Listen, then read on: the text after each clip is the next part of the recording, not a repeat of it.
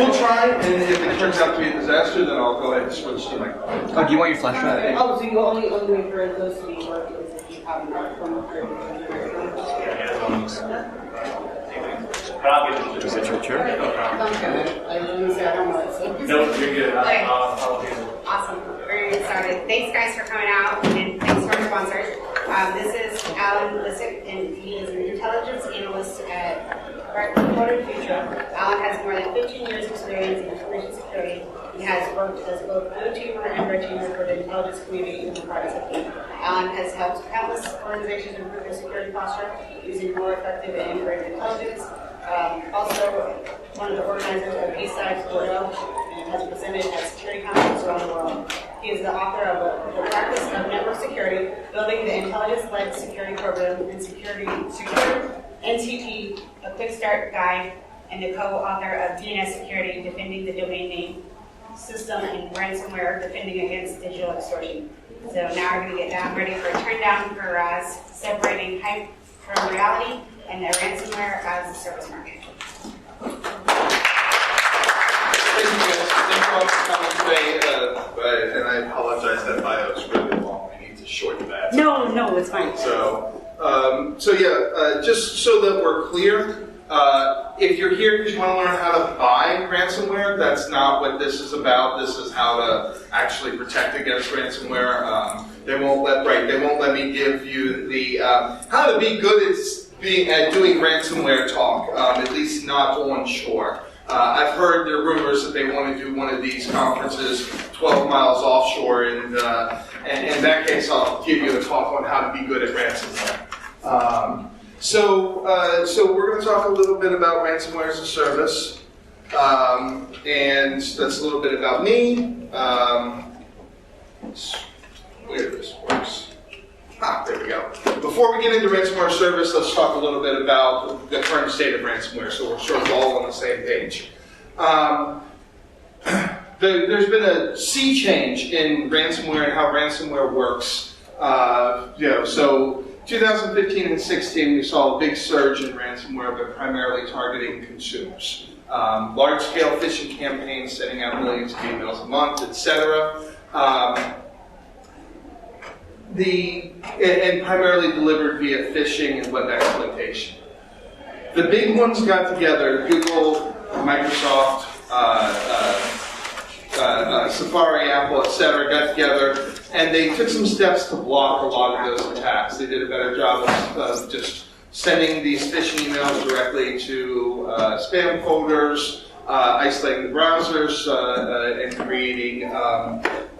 creating sandboxes inside the browser so that the web exploitation attacks were less effective, etc. And so in 2017, we saw a huge drop-off in the number of ransomware attacks. Starting in 2018, that started to accelerate, but a change in targets, primarily targeting large organizations, medium-sized organizations, etc. So move away from consumer to businesses. And ransomware attacks are still among the most profitable forms of cybercrime. So for a while, everybody thought that we were going to move over to like a crypto mining model. Turns out it's really hard to make a lot of money crypto mining. It's really easy to make a lot of money at ransomware if you're good at what you do. And so, because ransomware has become more profitable and because the targets have moved from consumers to business, we've also seen an acceleration in ransom demands. So ransom demand used to be a couple $100, then a couple $1,000, now tens of thousands, hundreds of thousands, and we just saw one the other day for $6 million, which will jump to $12 million if they don't pay in the next 6 days, etc. And we've also seen a change in the way the attacks happen. Phishing is still what we think is the primary delivery method, but we're really seeing a growth in remote exploitation and especially remote desktop protocol. So remote desktop protocol taking advantage of vulnerabilities in that, also taking advantage of password reuse, or just using low-level admin accounts in your remote desktop protocol. But we're also seeing exploitation of Citrix, and we're seeing VPN exploitation, etc. So the attackers are looking for other ways to gain access into your services. And one of the things you have to keep in mind is that some of these attackers are making millions of dollars a year, hundreds of millions of dollars a year. They're taking that money and they're reinvesting in exploits. So they're buying exploits in the underground markets and I hate to use this term, but on the dark web, scary. Ooh. I feel like I need to take a shot every time I use the term dark web. So we're seeing them invest in that, and so we're seeing sort of this expansion of model. Now the basic works, right? Like we still see a whole lot of attacks that start with, hey, you need to open this invoice, click on it, and pay us. And we install the ransomware that way. But they are investing in more sophisticated methods as well. And now we've added extortion to that. So we're seeing cyber criminals create extortion. I'm sure you've seen those, where if you refuse to pay the ransom because everybody tells you not to pay a ransom, they say, that's fine, we stole 700 gigs of files off of your network, we're going to go and publish those on a website if you don't pay us money. So you don't have to pay the ransom, but now you have to pay the extortion. So extortion is a big thing. I will tell you that it's been interesting watching the bad guys trying to figure out extortion, because the extortion has led to bringing the courts into it. So Maze ransomware, which is sort of the most famous for doing that, they created a website, mazenews.top. They also created newsmaze.top in case that one got taken away because they're not very creative. And they originally tried to host the site in Ireland. Turns out that's a huge GDPR violation. They got sued. Obviously, they didn't directly get sued, but their hosting provider got sued. Not only did the site have to come down, but the hosting provider went out of business, because apparently that's a really bad violation of GDPR to host private information like that. So while the extortion is an interesting idea, there are going to be legal problems that I don't think a lot of the ransomware actors thought through. They're currently hosting the site in China, which oddly, and I know you'll find this hard to believe, hasn't issued a takedown order yet. There hasn't been anything in the Chinese courts to shut that particular site down. So that may be one way around it if you're trying to figure out how to publish information. Otherwise, like most of the time, Sodabinky, Doppelpaymer have been publishing it on on these underground forums. They'll publish the data there, which is bad because it gets the data out there, but it doesn't quite have the same impact, because if you can't find it because it's on an onion site somewhere, it's not as, it doesn't have as big an impact. It's not as big a coercion to make people pay. So who they're attacking, we've seen a lot of attacks against state and local governments. That was a huge story in 2019. It's continuing in 2020. In Recorded Future, we identified more than 110 publicly reported attacks against state and local governments in 2019.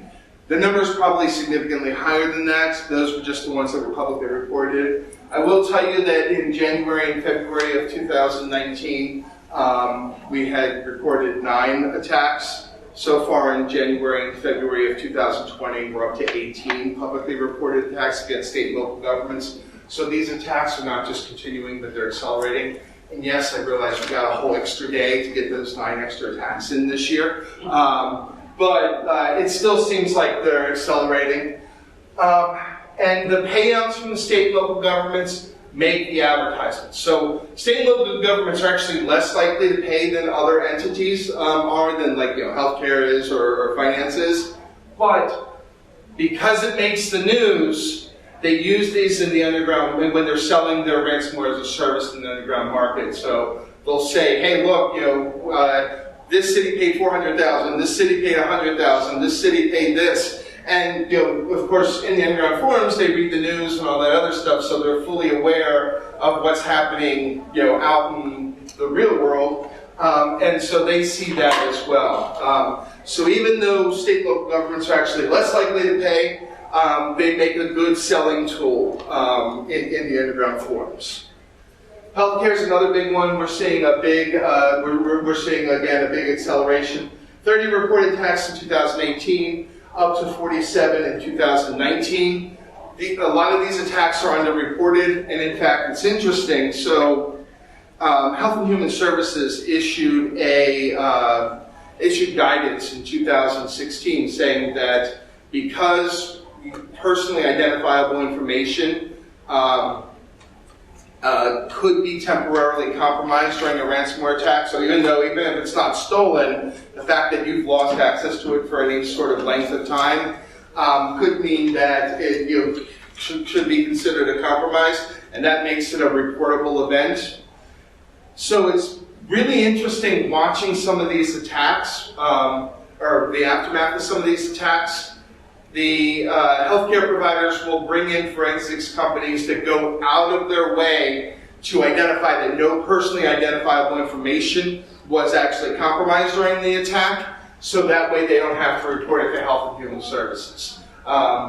It's like a whole cottage industry that has sprung up around, no, I didn't see anything, which is not great. I understand why nobody wants to have to report things. But it is something to keep in mind when you see the number of attacks. Again, they're probably severely underreported. The U.S. is not alone. There were 102 publicly reported attacks in the United Kingdom, 118 in Spain, 47 in Singapore, etc. So this is a worldwide problem. Oddly, not as big a problem in Russia, and that's because a lot of ransomware actors specifically configure their ransomware so that it won't install if you have a Russian language pack or you're using a Cyrillic keyboard. Russian Cyrillic, not Ukraine Cyrillic. If it's Ukraine Cyrillic, install all you want. So I'm not saying these are Russian actors, I'm just saying they don't want to be on Putin's bad side. Also, if you want to protect yourself from ransomware, the number one thing you can do is change your language pack to Russian and your keyboard layout to Cyrillic. It may make the rest of your communication and everything difficult, but I pretty much guarantee you won't get hit with ransomware. So, the other thing, and again, I don't recommend this as a strategy. I was in a city doing incident response about 6 months ago. They had 100 machines that were hit with ransomware. It was ransomware. 100 machines that were hit, the only two that weren't were running Windows 98, and that's because Windows 98 doesn't have the necessary APIs, the crypto APIs that the ransomware uses. So if you were running all Windows 98, you'd be perfectly safe. Again, not recommending that as a strategy. I'm just saying that it worked in that particular case. So ransomware as a service. For those of you who don't know, ransomware as a service, or what we call RaaS, generally work by allowing attackers, inexperienced attackers, to gain access to ransomware infrastructure. So basically what you have is you get an executable. So you give the seller money, they give you an executable and a control panel. You go ahead and deploy the ransomware however you're going to deploy it. They take care of processing the ransom payment.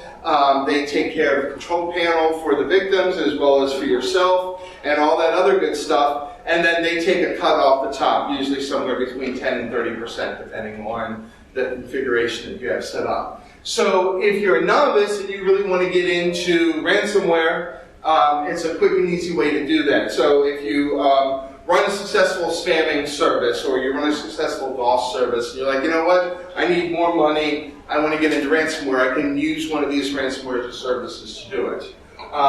You find these generally for sale in underground forums and dark web, although we do see some that openly sell their stuff on Twitter or YouTube.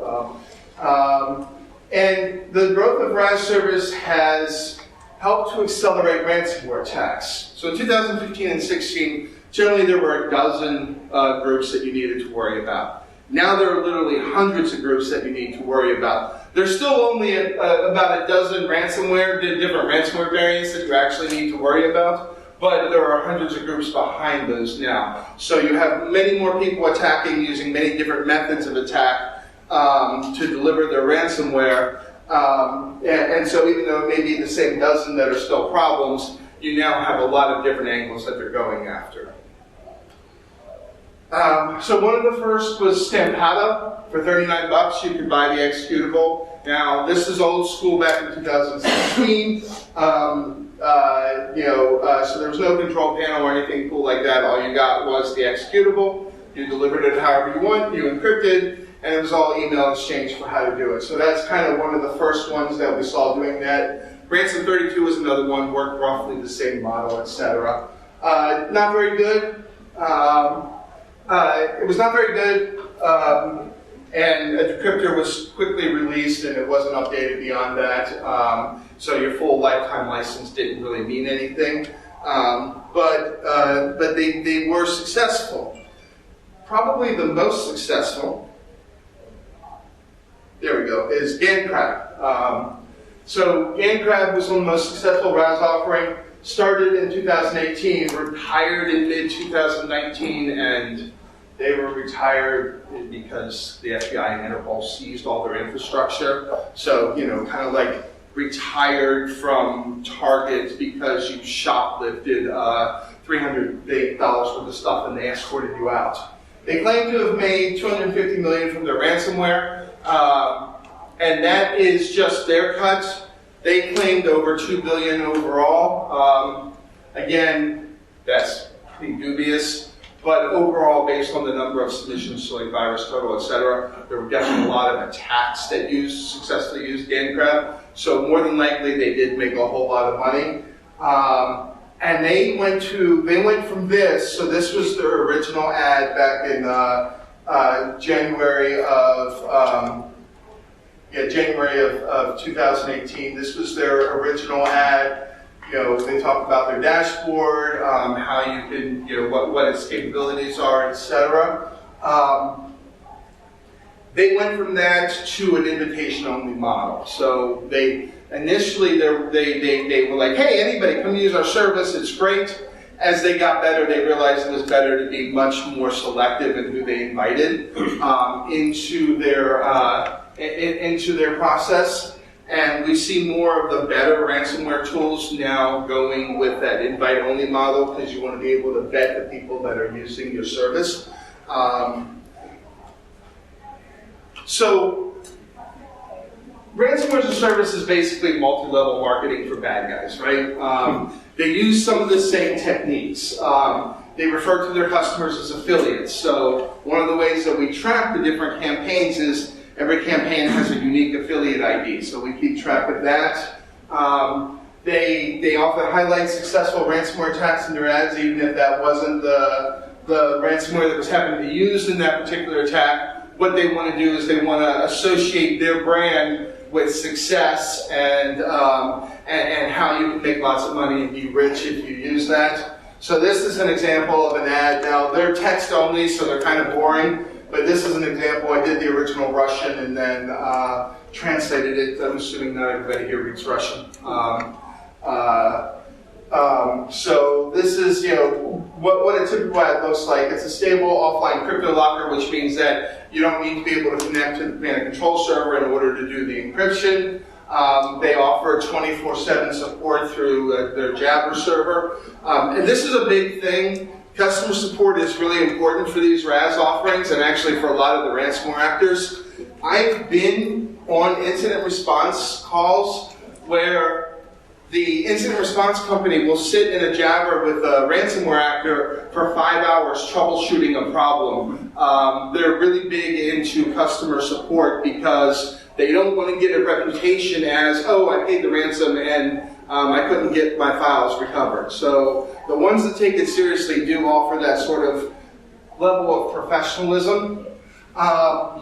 So anyway, when they talk about their recruitment, they like to let people know, hey, yes, we're definitely still recruiting. We're going to customize this to your particular needs, and we're going to provide you with a stable income, right? So it's basically the same thing as selling Amway. You'll get a stable income if you buy our service and use that to attack people. And then, I know, and I apologize, this is hard to read. Hopefully it'll show up better in the video. But this is Ghostly Locker, and one of the things they talk about is their limited availability. We're only going to let so many people join our ransomware as a service. So if you want to be part of our downline, you've got to get in now, because if you wait, we're going to close this out and we're not going to let you have access to it. So if you don't sign up now, you're going to miss your chance, right? So, right, it makes you want to sign up, maybe. So we're going to talk a little bit about the haves, and then we're going to finish the talk by laughing at the ones that really suck, because as a vendor, one of the things that my marketing department never lets me do is talk about the bad guys that really suck at their job, because we can't scare you into buying our stuff if we ever talk about the bad guys that suck at their job. But they're really funny. So, but there are some that you actually need to worry about. So Sotomayor is the biggest one. That's the one that you see most often with infections right now. We're pretty sure that they're the same as GameCrab. It's just because GameCrab's infrastructure was shut down doesn't mean they were actually shut down. They're very selective who they onboard as clients. We know there are at least 13 groups using it. There may be more. The reason why there's no ad is they don't advertise their service. They go and they seek out people that they want to bring in. They don't run ads anywhere. They're also probably the most advanced in terms of how they're delivered. So we see phishing most of the time, but we've also seen them rely heavily on managed service providers. So what they'll do is they'll compromise a managed service provider and then use that managed service provider's access to compromise the customers of that managed service provider. Which please, please, please, if you're using managed service providers in your networks, please use two-factor authentication with them and segment your network so that you can't be corrupted by their attacks. We've also seen others that use the RDP and Citrix vulnerabilities.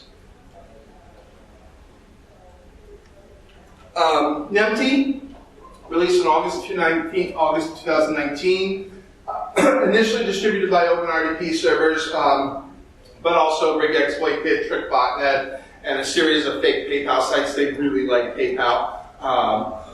Excuse me, they really like fake PayPal, I should say. And this is another one where we're seeing how adaptive they are. And we see this with a lot of the actors now. They very closely read security blogs and security magazines and so on. Like, we see a lot of them regularly communicate with the reporters of Bleeping Computer and other security publications.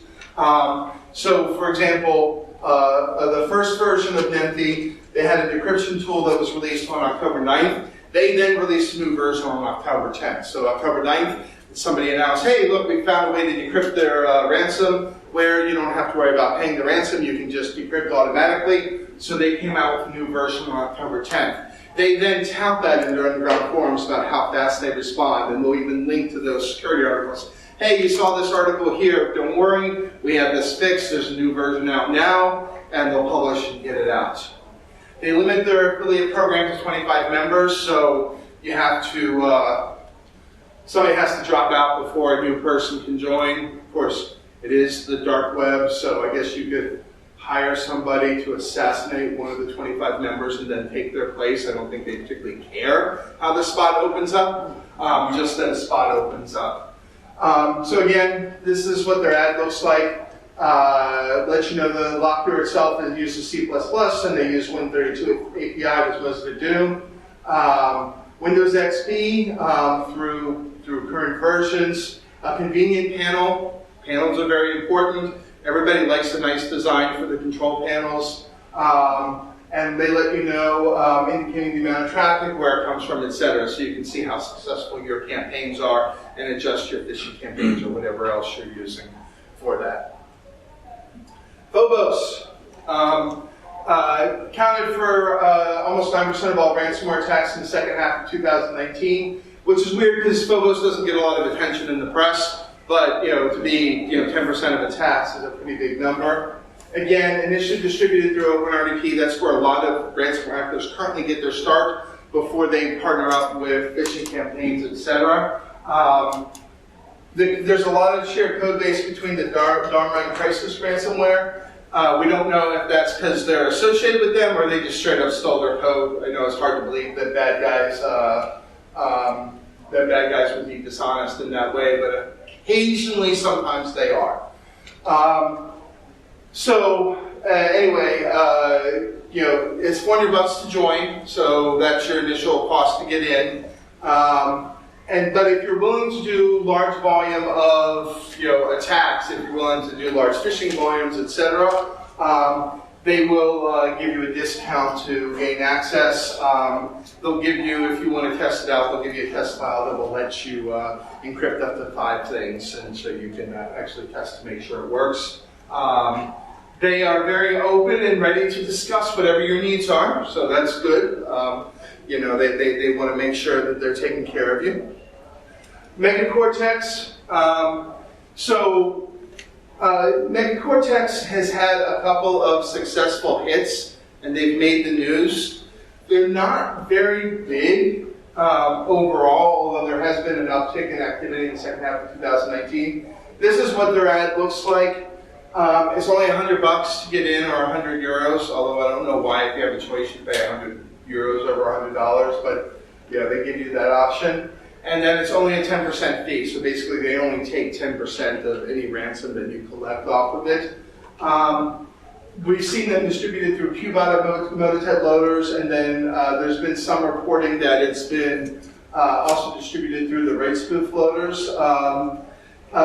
They are very big on the affiliate thing. They want not only affiliates, but they want you to get more affiliates. So you basically, again, like multi-level marketing, right? You get a percentage. If you bring in an affiliate, you get a percentage of whatever they bring in as ransom. So they're trying to make it as attractive as possible for their downline. So there are those, but then the forums are also flooded with a bunch of really bad ransomware.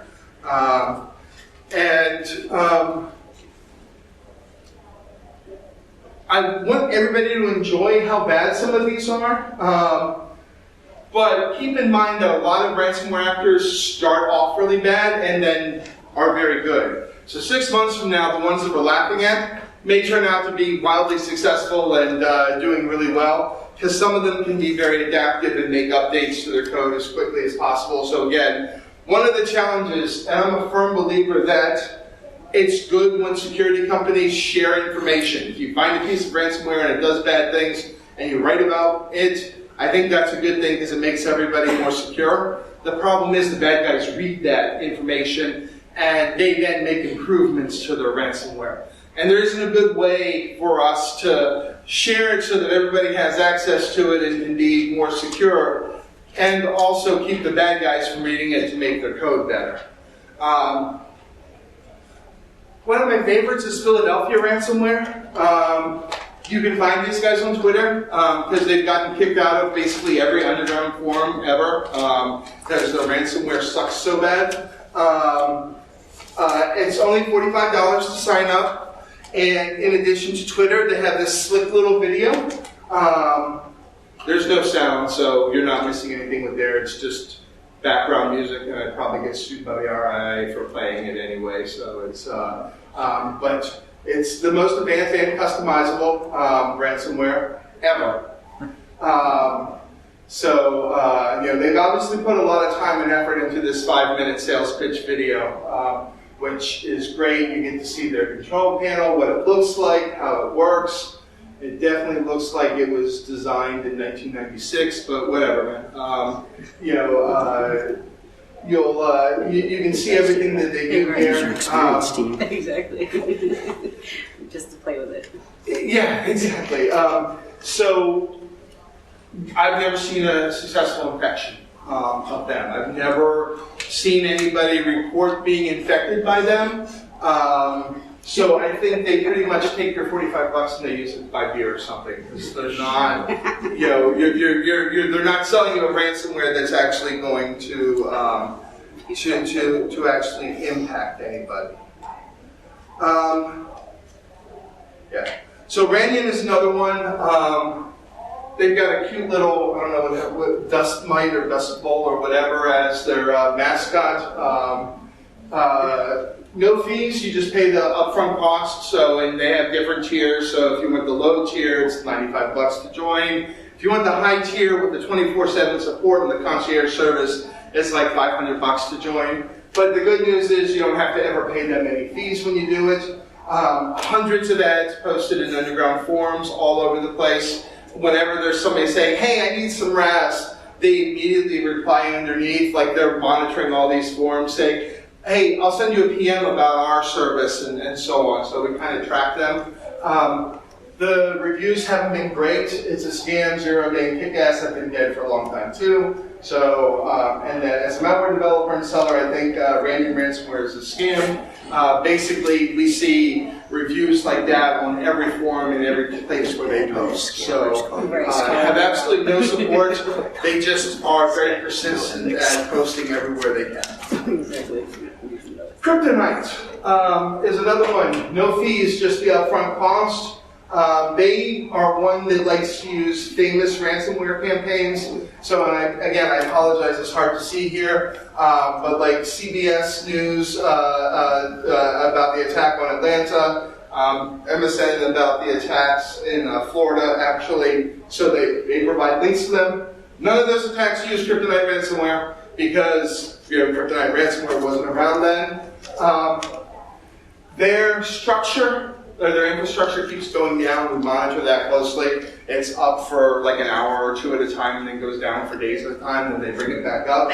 They claim to have 500 affiliates that have signed up for their service, but again, you can claim whatever you want. And we cannot find a single case of successful infection. So either the author, and again, I know you'll find this hard to believe, the author's lying about the 500 affiliates, or they're all really, really bad at their job. All 500 of them are really, really bad. And the author's really bad because he's never had a successful infection either. So those are kind of some of the bad. Normally I kind of end this with things you can do to protect yourself from ransomware, but that's not this kind of conference because I think you all know what you can do to protect yourself from ransomware. So I'll just end it with questions. We have like 7 or 8 minutes. Yeah. So if you have any questions, I'm happy to answer them. Otherwise, it's kind of hot. You're welcome to leave too. Yes, sir. What's the most common thing that makes ransomware bad? Makes it bad? What's the mistakes that they make? Is it stupid stuff like static keys decrypt?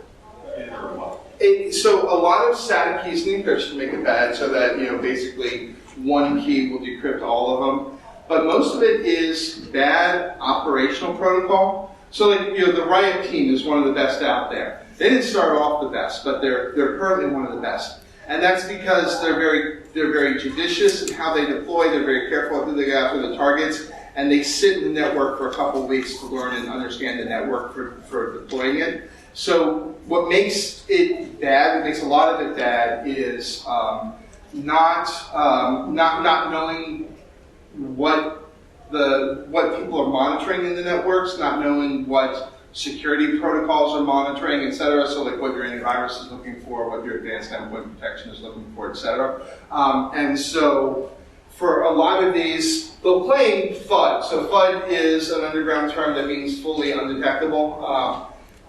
They're not, because they're not taking the proper steps. Things like, there are ways, which I'm not going to share, but there are ways to bypass standard antivirus detection. There are even ways to bypass like advanced endpoint protection.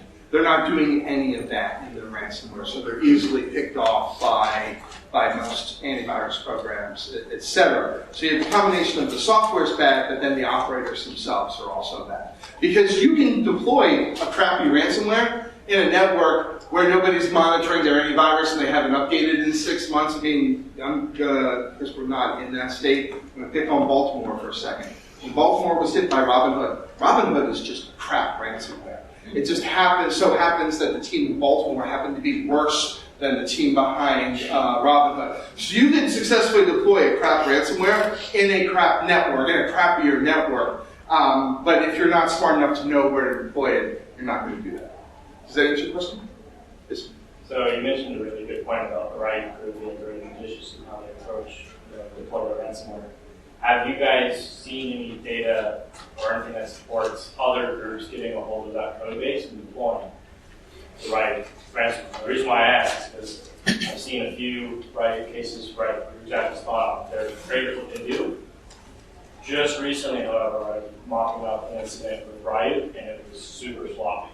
Yeah. So it kind of raises some questions there, right? Is there any sort of data that you guys see of it proliferating on other groups than just the good ones? We've seen a couple times where the code base has gotten stolen. So that's probably what you saw there. Again, bad guys are bad guys steal from each other. And so if you take, so the problem with Riot is if you take their code base, you can't just deploy it because it's a manual code. You have to enter a password to deploy it. So they don't even trust themselves to accidentally not deploy it. So you have to, before you deploy the ransomware, you have to put a passcode in and then it gets deployed. So if you take that code base and you rewrite it to avoid all of that nonsense, you're going to get rid of some of the things that make it as good as they are, and that would be that kind of sloppy OPSEC that you're talking about. Thank you. Yes, sir. So just like in crypto mining, you saw the shift go from your standard operating systems into IoT devices and stuff like that. Are you guys seeing anything where the ransomware folks were trying to move into critical infrastructure, say like the Cisco iOS and Junos operating systems? So not those. There's definitely some ICS stuff that the ransomware actors are looking at. And we'll see this every now and then. Like last year, there was a big story that lasted for a whole week about how Canon cameras were vulnerable to ransomware attack, that they could get on a camera through the wireless and encrypt that. It's not quite what you're talking about, but the same kind of thing. The problem with that is if you encrypt my Cisco router, I'm just going to reboot it and start up again. I'm not. If I even noticed that you've encrypted anything on there, because I've been in networks where they haven't touched their Cisco routers in 2 years. I mean, not updating, they just haven't logged in 2 years to do anything. And same thing, there's always concern. Well, my home router could be hit with ransomware. Okay, great, your home router's hit with ransomware. Are you ever going to notice it? Like, I know you and I go in and update our home routers every time there's a new firmware update, etc. Most people get their home router from their ISP and don't ever touch it again until they get a new ISP or until their ISP sends them a new one. So ICS, like the critical infrastructure that controls the water and the electricity, we definitely see some interest in that. We haven't seen any success. What we found is there have definitely been ransomware actors that have tried to go after IoT stuff and nobody paid them. Either nobody noticed or they rebooted and bought it back up. It's the same thing we see every now and then WordPress. Like people will encrypt your WordPress website. Well, then most people go off their website and reset it up. They're not going to pay ransom to get their, personal, whatever, furries page back online or whatever. and Brian, just because I know you like furries, so Yes, sir. You mentioned about void AV and stuff like that. Have you seen a lot of ransomware that will disable backups or try to destroy backups? Oh yeah, that's a huge thing. That's why I always encourage people. It's not just enough to have backups. Your backups have to be disconnected from your network. So the first thing a ransomware actor does when they get on a good ransomware actor is they delete everything in your shadow files, right? Because all of your shadow files are essentially backups of things you've recently worked on. So they want all that gone. And then they will look for things on your network that look like backup servers, and they'll encrypt those first before they encrypt everything else. Because they want the backup server encrypted. If they can't access the backup server, they can't encrypt it. In fact, one of the things I've suggested to people, if you're looking for a honeypot, and this is a real suggestion, not one of my usual fake ones. If you're trying to build a honeypot in your network to look for a ransomware actor and you want sort of an early warning, create an easily accessible server called Backup One or something like that. The ransomware actors will go for that, and that will be what they try and encrypt first. So it actually makes a really interesting thing. The good ones will. Others will just encrypt whatever box they landed on and go. But they're always looking for backups, and they want to encrypt the backups to make it that much harder. Now, the good news is most of the time they don't have to, because most people don't actually check their backups to see whether or not they actually work. And so they don't find out until after the ransomware attack. They haven't backed anything up in 3 years. They've just been, replacing an empty tape every 3 months. Any other questions? Hey, I think we finished early then. No one? All right. Well, thank you guys very much. I really appreciate your time and everything.